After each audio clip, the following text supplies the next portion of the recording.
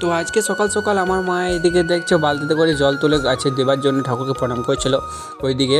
তো আর এইদিকে আমি আর বুনু ছোলা বাটাটা চপ আর ঘুগনি খাচ্ছিলাম, যেহেতু আজকে বছরের প্রথম দিন বৃহস্পতিবার পড়েছে, তো সব কিছু নিরামিষ। তো এদিকে আমি আর বুনি ঘুগনি খাচ্ছিলাম আর গল্প করছিলাম। তো এইদিকে আমরা গল্প করে কেটে খাচ্ছিলাম, আর এদিকে তারপরে খাওয়া দাওয়া শেষ হয়ে গেছিলো। তারপর আমি খেয়েছিলাম অল্প ভাত। তো এদিকে চপ ভাত আর ঘুগনি খেয়েছিলাম।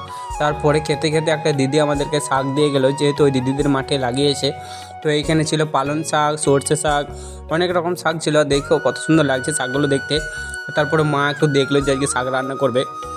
তারপরে আমার বোনও চলে এসেছিলো বন্দি খেতে খেতে, দেখছো এইদিকে। আর আমি এখন তোমাদেরকে দেখাচ্ছি আমার মা কী করছে। তো এইদিকে আমার মা এখন রান্না করছে। যাই হোক, আমার মায়ের তো রান্না বান্না শেষ হয়ে গেছে। তো এইদিকে করেছিল সিম ভাজা, শাক আর হচ্ছে ফুলকপি আলুতে সোয়াবিনের তরকারি।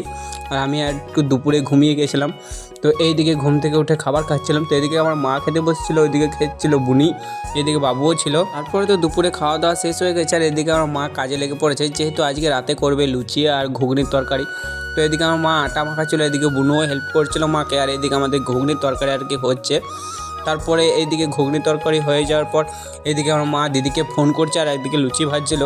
যাই হোক, আমাদের তো লুচি ভাজা শেষ হয়ে গেছে। তো এই দেখছো কত সুন্দর ঘুগনি হয়েছে। আর সব কিছু ছিল নিরামিষ। আর মামিদের ঘর থেকে বোঁদে দিয়েছিল, যেহেতু মামি নিজের হাতে তৈরি করেছে। আমার মামি কিন্তু খুব সুন্দর সুন্দর রান্না করে, বোঁদেটাও ভালো করে। তারপরে দেখছো এদিকে আমার মা ঘুগনি আর লুচি দিয়েছিল। তো তোমরা কোথায় কোথায় পিকনিক করতে গেছিলে কমেন্টে বলবে। তো চলো বাই, টাটা বন্ধুরা।